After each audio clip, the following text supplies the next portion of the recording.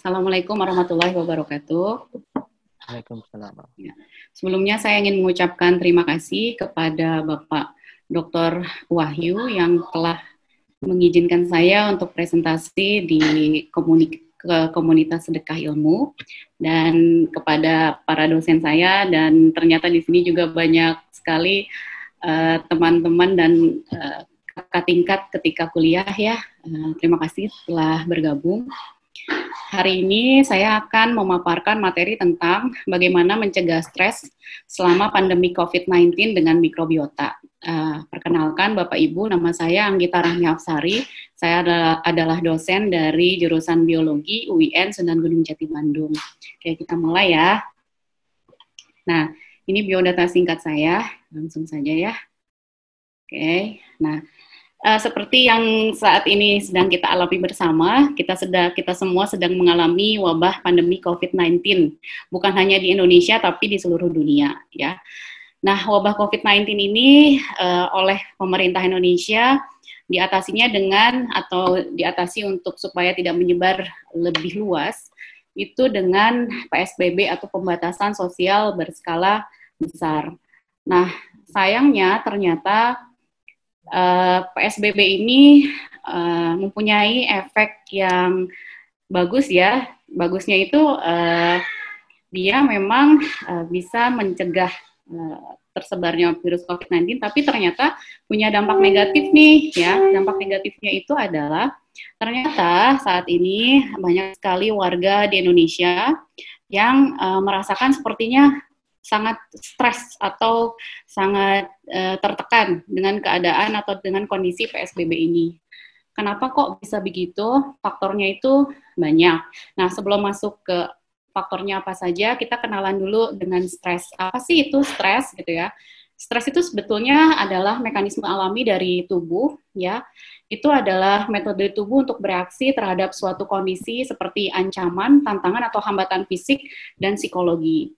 Nah, stimuli yang mengubah lingkungan suatu organisme direspon oleh berbagai sistem di dalam tubuh ya. Terus kemudian stres itu ternyata dipengaruhi oleh beberapa faktor, dan faktor yang menyebabkan stres disebutnya stresor. Nah, ini adalah stresor saat COVID ya.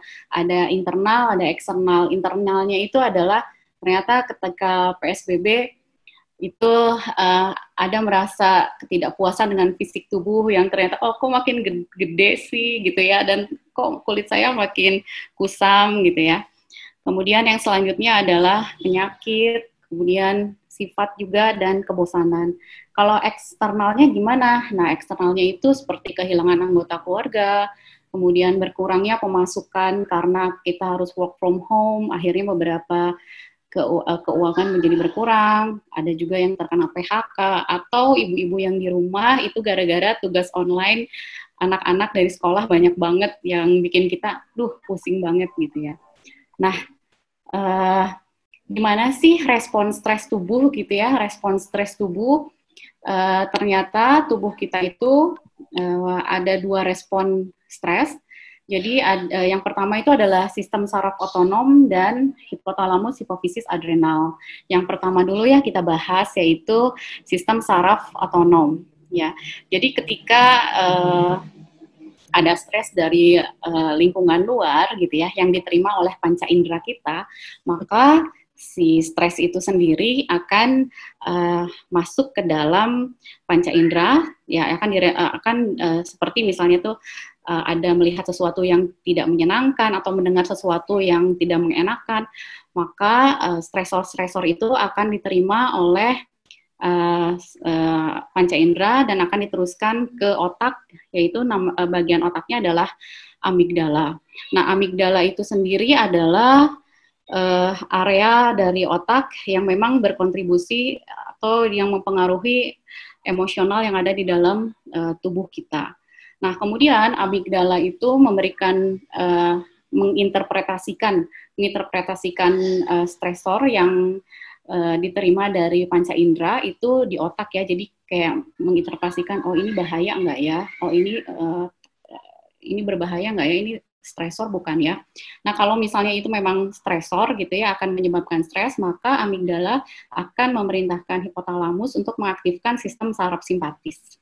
Nah, hipotalamus ini adalah dia itu adalah sistem saraf pusat yang memengaruhi semua kinerja dalam tubuh kita secara otonom.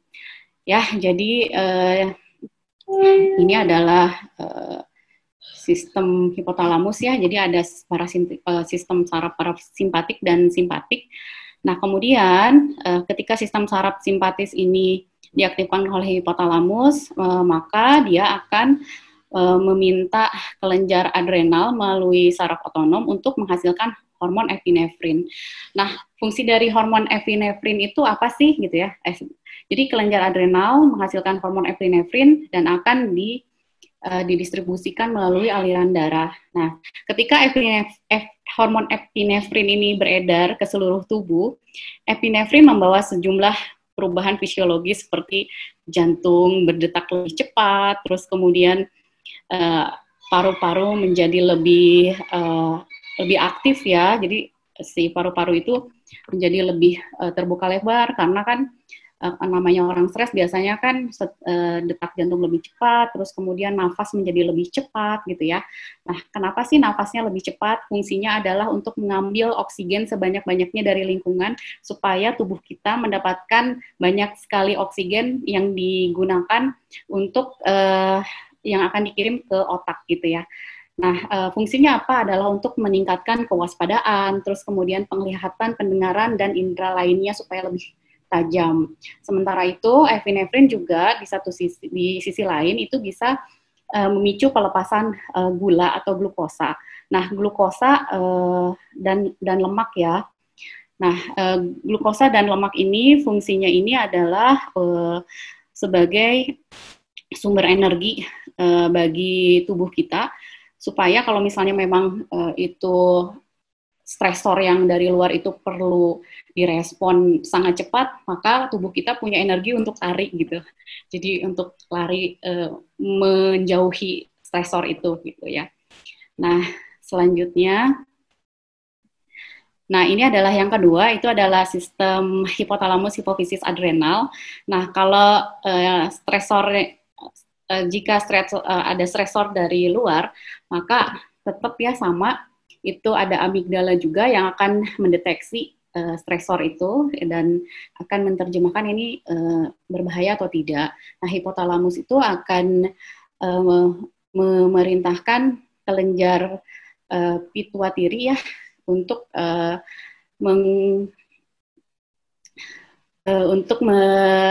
meminta si kelenjar adrenal menghasilkan kortisol.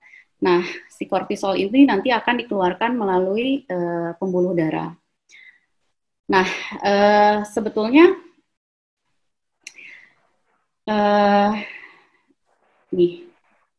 sebetulnya stres ini adalah suatu respon yang wajar ketika tubuh kita mendapatkan stresor. Tapi ternyata kalau misalnya stresnya berlangsung cukup lama, itu ada dampak negatif bagi tubuhnya. Dampak negatifnya apa saja? Seperti kalau misalnya kulit, coba diperhatikan, kalau misalnya kulit kita sangat kering, terus kemudian banyak jerawat, kalau misalnya luka, itu lukanya sangat lama untuk sembuh, terus rambut itu menjadi rontok, gitu ya.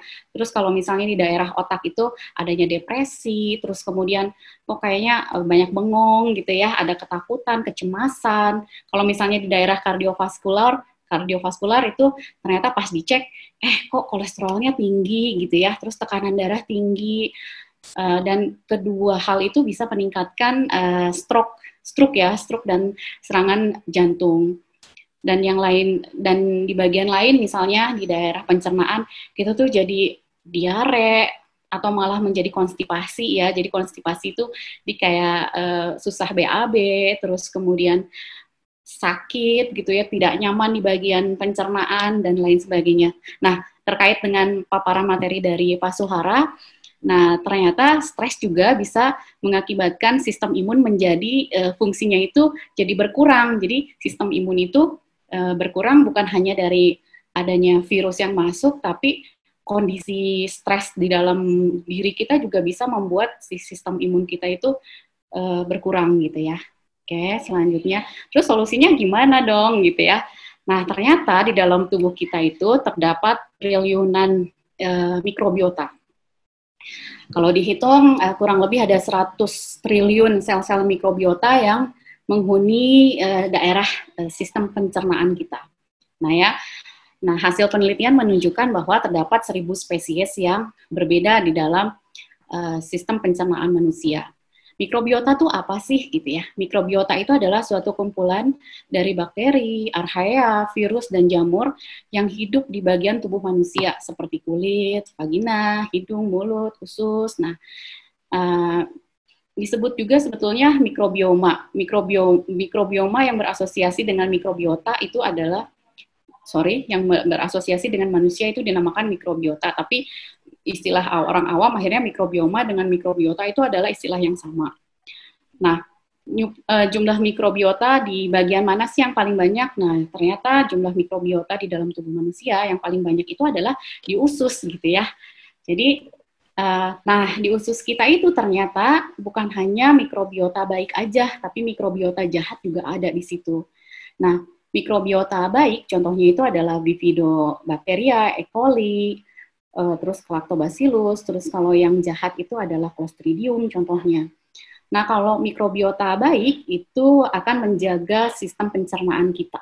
Jadi kita akhirnya sehat. Tapi kalau si mikrobiota yang jahat gitu ya, itu akan membuat sistem pencernaan kita itu menjadi infeksi ya. Bisa dilihat di sini oleh Bapak Ibu ya. Jadi mikrobiota jahat ini dia bisa membuat sel-sel epitel yang ada di sistem pencernaan itu menjadi lisis. Ini disebut leaky gut ya, atau sistem pencernaan yang rusak gitu ya. Oke, selanjutnya ini adalah contoh-contoh dari gut bacteria ya. Tadi saya udah nyebutin. Nah, lalu hubungannya dengan stres apa? Ternyata gut bacteria itu mempunyai sistem gut brain axis. Gut brain axis itu apa?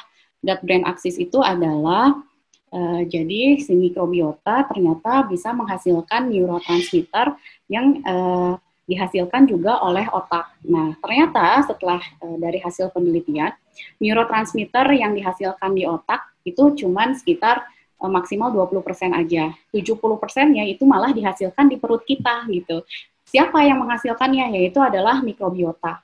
Neurotransmitter yang bisa dihasilkan oleh mikrobiota itu contohnya apa? Contohnya adalah dopamin, serotonin gitu ya. Nah, dopamin, serotonin ini adalah yang memengaruhi mood kita atau emosi kita gitu ya.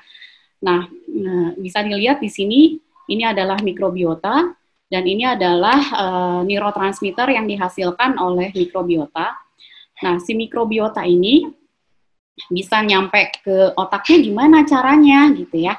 Ternyata itu adalah melalui sistem saraf, makanya disebut gut brain axis. Seperti ini ya. Jadi si mikrobiota ini dia akan menghasilkan neurotransmitter yang akan didistribusikan ke otak melalui sistem pembuluh darah, terus kemudian sistem saraf dan sistem imun. Jadi ada 3 sistem yang digunakan supaya si neurotransmitter yang dihasilkan sama mikrobiota itu nyampe ke otak. Nah, fungsi dari neurotransmitter tadi adalah untuk antidepresan. Jadi kalau misalnya ada yang merasa sangat tertekan, solusinya adalah perbaiki dulu lingkungan yang ada di pencernaan kita sendiri gitu ya. Jadi memperbaiki lingkungan yang ada di pencernaan kita gitu, karena di situ terdapat mikrobiota yang bisa menghasilkan neurotransmitter yang bisa digunakan sebagai antidepresan gitu ya. Seperti itu. Oke, selanjutnya adalah Bapak Ibu pasti pernah mendengar you are what you eat gitu ya. Jadi di sini gut brain axis itu kalau misalnya makanan kita tuh bagus gitu ya, terus maka mikrobiota yang ada di dalam intestin juga bekerja dengan baik dan akan menghasilkan neurotransmitter yang banyak pula gitu ya. Bukan yang banyak sih, yang cukup untuk dibutuhkan bagi otak gitu ya, untuk sebagai menyeimbangkan fungsi dari otak itu sendiri. Selain menghasilkan neurotransmitter, mikrobiota yang ada di sistem pencernaan juga dia menghasilkan imun. Jadi kalau misalnya tadi bahasan dari Pak Suhara dijelasin bagaimana kerja imun dalam mengurangi jumlah virus, maka sebetulnya imun juga bisa dihasilkan oleh mikrobiota yang ada di dalam sistem pencernaan kita. Nah, kalau misalnya stres, ternyata ini kalau misalnya kita stres dan kita tidak memaintain sistem pencernaan kita, maka ini yang terjadi.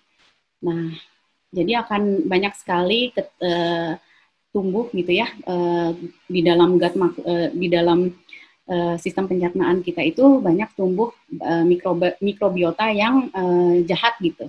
Mikrobiota yang jahat ini yang bisa membuat sistem pencernaan menjadi iritasi, ya, infeksi, ya seperti ini. Dan ini sel-sel epitel yang tidak menempel dengan baik ini akan menjadi jalan untuk masuknya bakteri-bakteri jahat atau virus dari makanan yang masuk ketika kita mau makan makanan gitu ya. Jadi udah stres, makanannya juga nggak bersih gitu ya, maka itu jadi akumulasi kondisi stres yang berkepanjangan. Nah, gimana kalau misalnya kita nggak bisa memaintain stres dan makan dan nggak bisa menjaga mikrobiota baik di dalam tubuh kita, maka ini yang akan terjadi ya. Jadi ada ansietas, depresi gitu ya. Jadi ansietas itu ada kecemasan yang berlebihan, kok merasa sakit gitu, sakit di seluruh badan, kemudian autism gitu ya. Terus kemudian resiko juga ke kardiovaskular, obesity dan lain sebagainya ya. Oke. Ini juga ya, jadi ini udah dibahas. Nah, selain tadi menghasilkan neurotransmitter, ternyata gut makrobiota juga menghasilkan vitamin. Dan ini salah satu vitamin yang dihasilkan oleh mikrobiota usus adalah vitamin K, yang vitamin K ini berfungsi dalam perbaikan luka. Jadi, kenapa sih kalau orang stres itu kok susah banget lukanya jadi susah banget lukanya jadi sembuh, karena si vitamin K yang dihasilkan oleh mikrobiota usus jumlahnya juga berkurang gitu ya. Maka akhirnya si lukanya menjadi lama banget buat sembuh gitu. Nah, next, pertanyaannya adalah kapan sih gut makrobiota itu masuk ke dalam tubuh kita? Jadi ada dua hipotesa kapan gut makrobiota itu menghuni tubuh kita. Yang pertama itu adalah hipotesis yang pertama itu adalah gut makrobiota itu sudah ada di dalam sistem pencernaan bayi ketika si bayi itu ada di dalam perut ibu gitu ya. Jadi ada di dalam perut ibu, jadi seperti ini ya. Ketika ibu hamil, nah ibu hamil itu bukan hanya makanan yang diberikan kepada bayi, tapi juga ada mikrobiota dari ibu yang dimasukkan lewat plasenta gitu ya. Seperti itu. Tapi yang ini ya. Nah, yang ini sorry. Nah, yang hipotesa yang kedua adalah jadi uterus ini dalam keadaan steril ya. Jadi ini adalah dalam keadaan steril. Namun bayi itu akan mendapatkan mikrobiota untuk yang pertama kalinya ketika bayi itu keluar melewati saluran vagina ibu. Jadi pas si bayinya keluar seperti ini, nah bayi itu akan menelan mikrobiota yang ada di saluran vagina ibu. Jadi pada saat proses kelahiran, saluran vagina ibu itu sebetulnya diisi oleh mikrobiota baik seperti bakteri asam laktat. Salah satu contohnya adalah Lactobacillus. Dan itu akan tertelan masuk ke dalam mulut bayi. Nah, yang kedua itu kalau misalnya sesar, ya, kalau sesar itu sendiri dia akan mendapatkan dari lingkungan, ya, jadi tidak mendapatkan dari saluran vagina ibu, gitu ya. Nah, mikrobiota ini ternyata akan bertambah seiring dengan bertambahnya umur dan seiring dengan bertambahnya jenis makanan yang dikonsumsi oleh manusia. Jadi, kalau misalnya kita pakai hipotesis yang mikrobiota itu sudah ada pada saat di dalam tubuh, pada saat di kandungan ibu, maka pada saat dalam plasenta gitu ya, Terus kemudian uh, ini hanya sedikit saja, di sini bisa kelihatannya cuma sedikit aja. Nah, semakin anak itu menjadi besar, maka akan semakin banyak. Nah, ini adalah jenis-jenis mikrobiota berdasarkan umur, kemudian berdasarkan jenis makanan juga gitu ya, dan stage-stage fase-fase kehidupan. Jadi beda-beda ternyata. Jadi kalau misalnya pada saat di dalam kandungan ibu itu adalah mikrobiotanya diisi sama mikrobiota fakultatif anaerob. Contohnya itu adalah proteobakteria. Kalau misalnya pas sudah keluar gitu ya, itu banyaknya bakterioida sama bifidobakteria. Makin lama karena makanan semakin banyak, terus kemudian banyak juga apa ya, kayak misalnya kita anak itu memegang tanah terus kemakan dan lain sebagainya, tapi ternyata di dalam tubuh anak itu adalah yang paling banyak ini adalah yang ini. Dan kalau misalnya pada saat sekarang itu adalah yang ini, dan ketika sudah tua banyaknya itu adalah obligate dan fakultatif anaerob gitu ya. Nah, apa saja sih faktor yang bisa menyebabkan gut microbiota ini jenis-jenisnya itu berbeda-beda? Itu adalah kesehatan, itu yang pertama. Yang pertama tadi usia, terus kemudian jenis makanan yang dikonsumsi, terus yang ketiga itu adalah kesehatan gitu ya. Terus yang keempat, apakah mengkonsumsi obat-obatan dalam jangka panjang atau tidak? Contohnya itu adalah antibiotik gitu ya, aktivitas dan lain sebagainya. Oke. Okay. Pertanyaan selanjutnya adalah gimana nih caranya meningkatkan jumlah mikrobiota baik di dalam tubuh kita supaya kita itu mendapatkan apa ya yang namanya kondisi eubiosis atau keseimbangan gitu, keseimbangan mikrobiota di dalam tubuh gitu ya, bukan disibiosis. Disibiosis itu ketidakseimbangan mikrobiota di dalam tubuh yang akhirnya menyebabkan infeksi. Nah, caranya itu adalah dengan memakan makanan yang bisa meningkatkan jumlah mikrobiota di dalam tubuh. Ini macam-macam makanannya ya. Jadi ada prebiotik, ada probiotik juga, dari mulai sayuran, biji-bijian, susu, yogurt, kemudian ada keju juga di sini, ada kimchi juga di sini ya. Ini saya sebutin salah satu aja ya. Jadi ada kiwi di sini. Jadi kiwi itu adalah ternyata bisa meningkatkan jumlah lactobacillus sama bifidobakteria dalam waktu 24 jam. Di sini juga ada yang namanya coklat, Bapak Ibu yang senang coklat, itu kalau misalnya, tapi dengan catatan tidak berlebih ya. Ini adalah untuk memberi nutrisi bagi healthy bakteria, ya. Nah, di sini macam-macam ya, Bapak Ibu bisa membaca, nanti di PPT-nya akan saya share. Nah, saya juga pernah membaca buku bahwa your food is your best medicine. Jadi sebetulnya dari saya itu kenapa pengen memaparkan materi ini, jadi pengen mengajak Bapak Ibu semua untuk kembali ke pola hidup sehat, di mana makanan kita itu adalah menjadi obat kita gitu. Jadi nggak usah bolak-balik ke dokter gitu, padahal sebetulnya obatnya itu ada di pola hidup gitu, dan pola jenis makanan yang kita makan. Andai kita mau lebih banyak gitu mencari tahu makanan apa sih sebenarnya yang bagus untuk gut microbiota, yang ternyata bisa menghasilkan neurotransmitter ya, terus kemudian imunitas gitu ya, yang sangat baik untuk tubuh gitu ya. Nah, ini juga saya ingin menjelaskan tentang makanan yang tadi saya sebutkan ya. Jadi makanan-makanan ini tentu saja harus dikombin dengan makanan jenis lain yang berfungsi sebagai untuk sebagai sumber energi bagi tubuh kita. Nah, ini judulnya adalah isi piringku. Nah, isi piringku itu apa sih gitu ya? Isi piringku itu adalah pengganti slogan 4 sehat 5 sempurna. Jadi 4 sehat 5 sempurna itu mohon maaf Bapak Ibu udah nggak boleh lagi disebut karena itu sudah tidak sesuai lagi dengan zaman gitu ya. Jadi kalau di 4 sehat 5 sempurna itu kan kalau minum susu baru kan sempurna gitu, padahal susu itu dari hasil penelitian bukan penyempurna makanan gitu, tapi itu adalah termasuk lauk pauk yang jika ada zat gizi yang sama gitu itu bisa diganti. Jadi kalau di 4 sehat 5 sempurna, 4-nya itu adalah makanan, sayuran, daging, karbo, dan lain sebagainya. lebih sempurna dikasih susu kan, tapi air mineralnya nggak ada. Nah itu yang menjadi akhirnya kayaknya Kementerian Kesehatan mulai menghapuskan slogan 4 sehat 5 sempurna dari tahun 2014 sih, tapi mulai digalakkan tahun 2018 dan diganti dengan slogan isi piringku. Isi piringku itu mulai mengatur dari mulai cuci tangan. Jadi sebelum makan itu kita tuh harus cuci tangan dulu ya dengan memakai sabun selama 20 detik.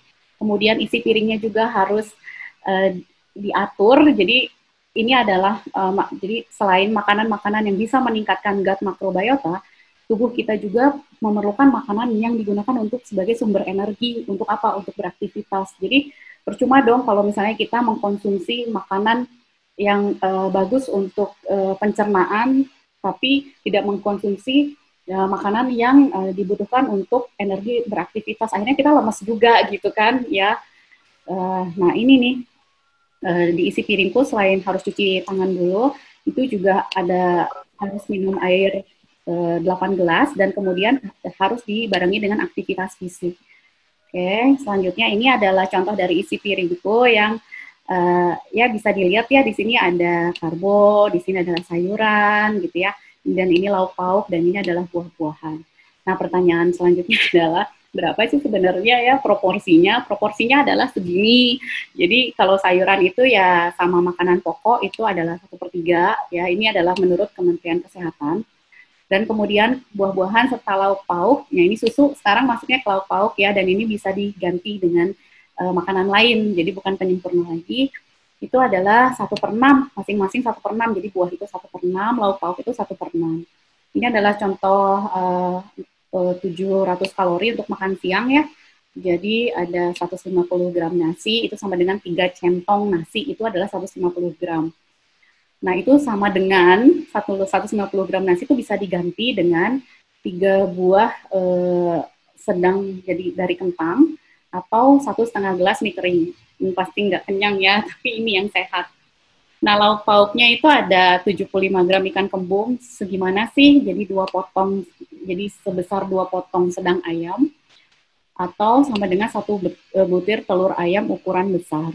Ada juga lauk nabati, itu 100 gram tahu, itu adalah sama dengan 2 potong sedang tempe.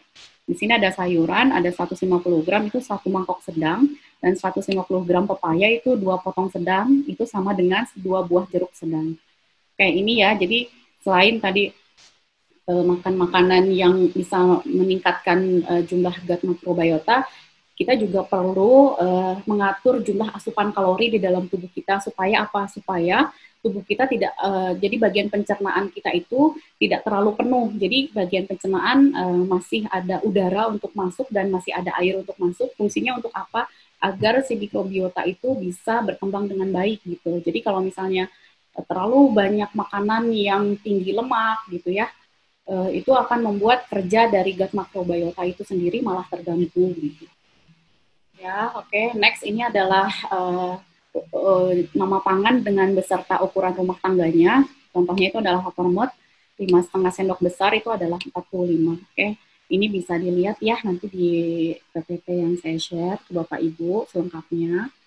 Nah ini jadi isi piringku itu ternyata berbeda untuk setiap usia. Nah, kalau misalnya pada bayi di usia 6 sampai 23 bulan, ini makanan pokoknya 1/3, terus kemudian lauk hewaninya 1/3, tapi sayuran dan lauk nabatinya ini berapa ya, 1/4 lah ya, ini 1/4, ini hanya sedikit saja ditambahkan lauk nabati, tapi dengan catatan harus mengikuti SOP pemberian makanan terhadap bayi. Jadi 6 sampai 9 bulan itu harus makanan lumat 40% dan ASINya 60%. 9 sampai 12 bulan itu makanan lembek 53% dan ASINya 47%. Di atas 12 bulan itu makanan biasanya 62% dan ASINya 38%. Nah, kalau udah masuk usia 2 sampai 5 tahun, itu masing-masing itu besarnya adalah 1/3. Jadi sayuran dan buah-buahan itu bisa dikombin. Nah ya, kalau misalnya usianya makin banyak gitu ya, makin bertambah, maka seperti ini. Jadi makanan pokok 1/3, sayur mayur 1/3, buah-buahan 1/6, dan lauk pauk juga 1/6. Nah, tips saat COVID itu adalah pertahankan minuman cairan yang cukup karena air itu sebetulnya bagi gut makrobiota yang baik itu sebagai pelarut enzim. Jadi kalau misalnya neurotransmitter, kemudian hormon yang dihasilkan oleh gut makrobiota, terus kemudian imun itu dilarutkannya itu adalah kalau misalnya ada air, jadi mudah melarutkan ke darah gitu maksudnya. Jadi nggak susah gitu ya. Terus kemudian buah dan sayuran juga harus banyak gitu ya memakannya. Nah supaya nggak sering-sering keluar, maka kita harus membekukan sayuran dan buah di kulkas tentu saja ya, atau diubah menjadi makanan lain yang tahan lama dan bisa dibekukan, jadi disimpannya di freezer. Nah, terus kemudian batasi makanan terproses, karena makanan terproses ini sangat tinggi kadar lemak dan itu berbahaya bagi gut makrobiota, itu akan meningkatkan mikrobiota yang jahat gitu ya. Jadi akhirnya proses peradangan atau infeksi malah akan tinggi dan itu akan apa ya, kitanya jadi sakit gitu ya. Jadi ini yang dibatasi, ini adalah ikan kaleng, terus buah dan sayuran kaleng yang tinggi kadar gula, terus kemudian yang sayur beku siap saji yang apa yang namanya yang instan gitu ya. Nah, dan sediakan kudapan atau snack sehat gitu kayak keripik buah gitu ya. Nah, dan jadikan makanan sebagai hiburan dalam kegiatan keluarga sehingga benar bahwa your food is your medicine gitu. Oke. Okay. Nah, ini adalah variasi isi piringku dalam seminggu itu. Ya, kita harus merencanakan atau meragamkan daftar belanjaan sehingga selain kita sehat, kita juga bisa terhindar dari virus corona karena kita jadi nggak sering-sering keluar rumah gitu ya. Nah, ini bawang yang sudah dikupas, bawang tuh sebaiknya dikupas dulu atau dibuat dihancurkan ya, terus disimpan di kulkas. Atau bisa kita bikin ayam dijadiin nugget gitu ya. Dan makanan yang masuk ke dalam tubuh kita supaya zat makrobiota yang menghasilkan neurotransmitter itu menjadi kerjanya bagus, itu adalah variasi makanan dari hari ke hari gitu kan ya.